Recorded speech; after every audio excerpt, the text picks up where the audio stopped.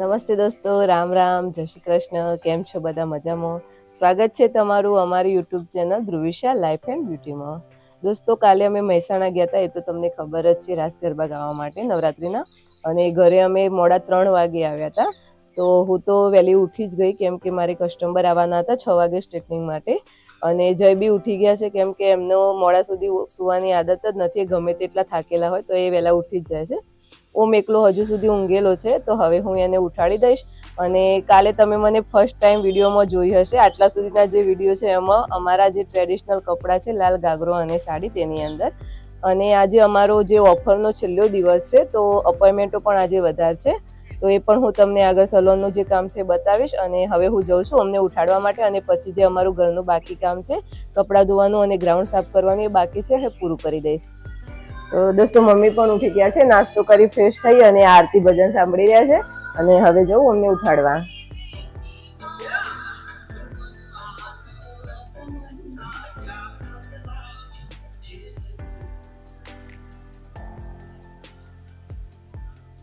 ઓમ ઓમ good morning બેટા, ઉઠા છે ને? અંજુ ઓમ છે ને પેટું લઈને જ ઊંઘે છે. આ એનું ટેડી છે, પણ એનું નામ રાખેલું છે એને પેટું. એને લઈને જ ઊંઘે છે. ઉઠી ગયો આજ તો ફટાફટ. ગુડ મોર્નિંગ બેટા. ચલો ચલો.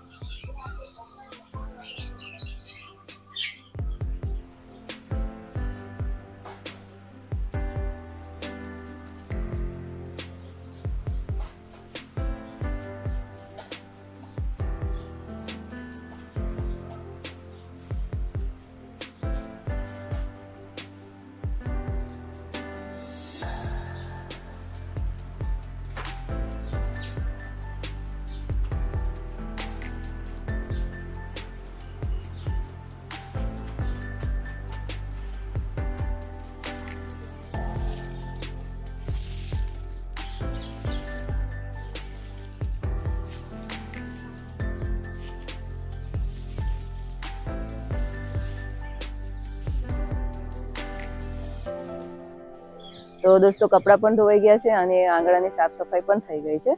અને હવે મારું જે રૂટીન કામ છે પક્ષીઓ માટે પાણી ભરવાનું, એ હવે હું કરી રહી છું.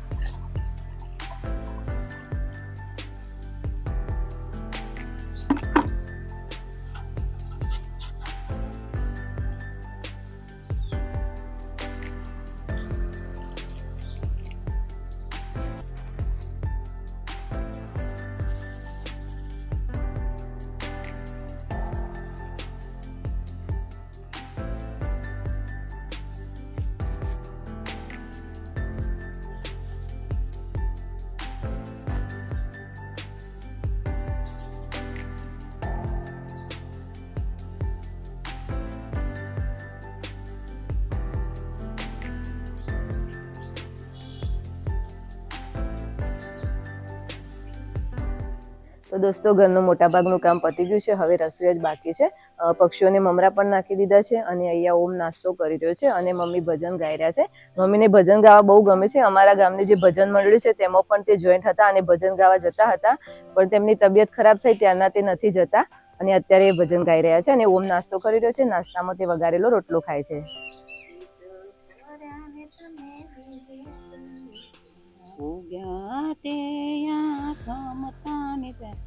ચંદાની જાળમાં પસાયા રે, જરા સરવાળો માંડજો. ડાયા થઈને તમે પૂછાયા પંચમો મોટા ભાઈ. તો દોસ્તો, ઘરનું કામ પતી ગયું છે અને થોડો ટાઈમ હતો અને અપોઇન્ટમેન્ટ વાળા 10 વાગે આવવાના છે. તો વિચાર્યું સ્ટોરરૂમની અંદર થોડો સામાન ગોઠવવાનો છે, એ ગોઠવી દઉં. અને આજે હું તમને આ ગિલોડી બતાવું છું. આ જે ગિલોડી રહીને અમે 1 મહિના પહેલા જ એનો આ રીતે એક ડણકો લાવીને ઉગાડ્યો હતો. અને આજે સારો એવો ગ્રો કરી દીધો છે એને, અને ગિલોડી આવવાનું પણ સ્ટાર્ટ થઈ ગયું છે.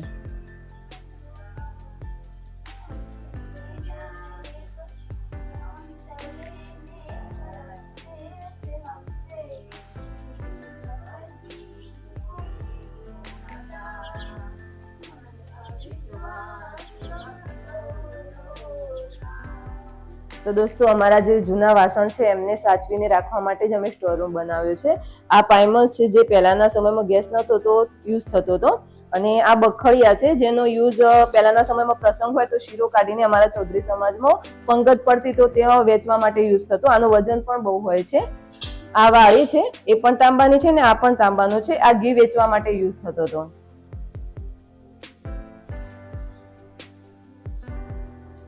અને ચડુરી લોગ ને ગોળાને જે છે એ મમ્મીને એક માણસ કર્યું તો એમના જોડે ગોઠવાઈ દીધું છે ઉપર.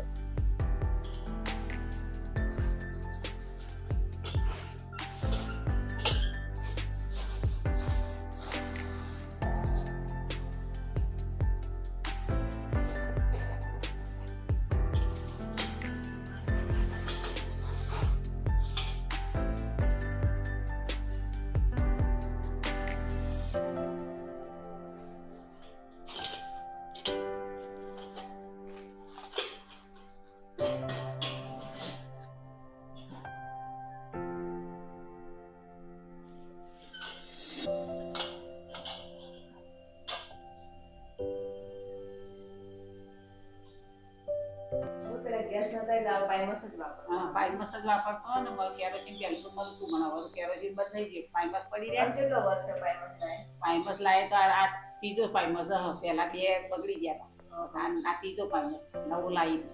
અને બખડીઓ વાળી વાડીમાં પેલા તો શું હતું કે હાર કરતો એટલે ઘી હાલવામાં કોમમાં આવતી, પણ હવે તો શું હારો કરતું જ નહીં.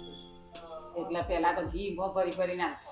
ના બખડીઓ હતું ને તો નાતોમાં બધાના ઘેર થી રહી પછી બધા બખડીઓ ભેગો કરી બહુ થતી નાતો નવાના પરોડા આપણો રાખો સમાજ આવે બંધ થઈ જાય. એટલે હવે બખડીઓ પડે રે બધા. અને પેલી સરુડી કેવાય ગોળો સરુડી દેખલું ગુંજો આ ગુંજો આ પેલા લોક બનાવતા હો લોક ગોઠવીએ એમાં થાળી ગમક હિટ કરી દઈએ પછી મસ્ત લાગે. 12 મહિના 2 વખત ગયો હતો, ઉનાળામાં જઈએ અને પાછું આપડે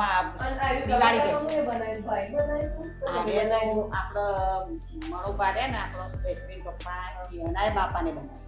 એટલે ભાઈ બનાવે ભૂષણભાઈ બનાવે ના ફલાભાઈ બનાવે. ફલાભાઈ જ બનાવી દીધા, વિશેષભાઈ નહીં બનાવી, ફલાભાઈ બનાવી. તારીખ લખી હતી પણ આ કલર કર્યો ને તારીખ લખી હતી. હા બધો ગોદરો. આ તો કેટલો અમારે તો હોહો ગોદરો હતો બધો ઘણો. 2 કબાટ બધો ભરેલો જ હોય કબાટ. પેલા તો અમારે એટલે પેલા નાતો થતી ને એક 5 ખાટલા 5 ગોદરો ઘર દીઠ ઉપાડીને તો લઈ જવું પડે અમારે એરાવાળા.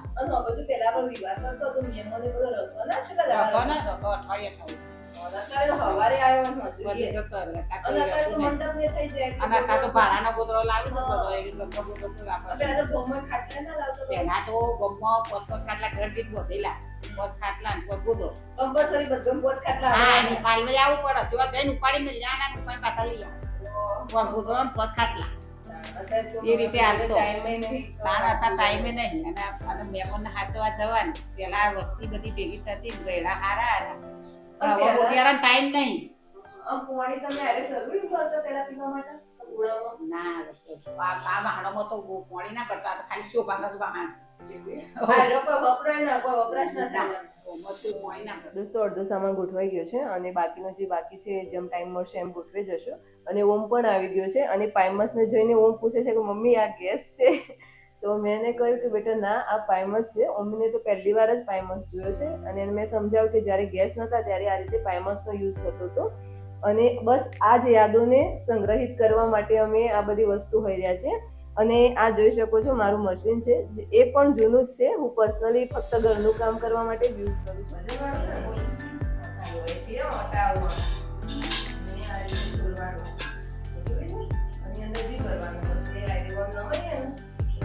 અને પહેલા વાસણ બદલાઈ ના છે ને એટલે એના માટે નોંધ લખવામાં આવ્યું.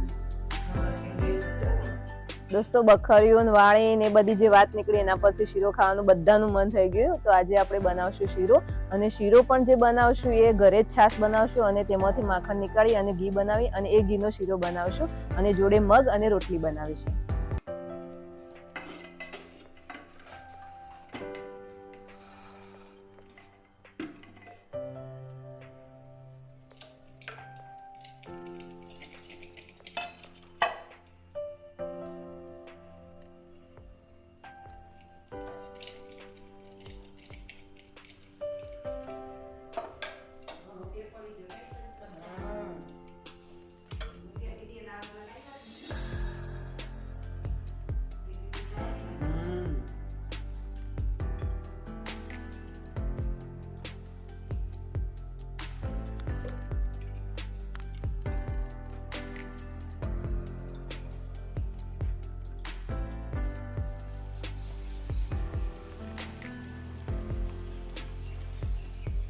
તો હવે મગનું શાક તૈયાર થઈ ગયું છે અને હવે શીરો બનાવીશ. શીરા માટે લીધું છે ઘઉંના ભેડું, ઘી અને ગોળ.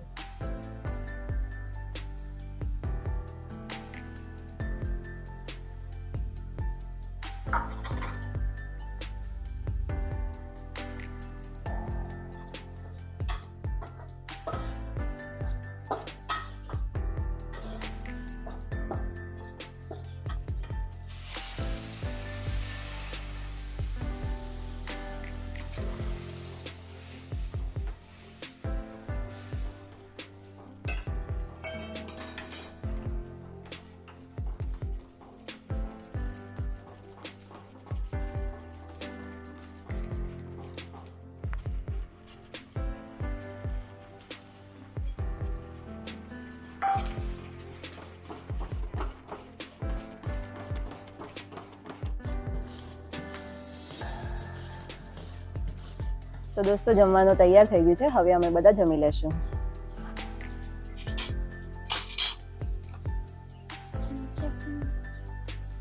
લે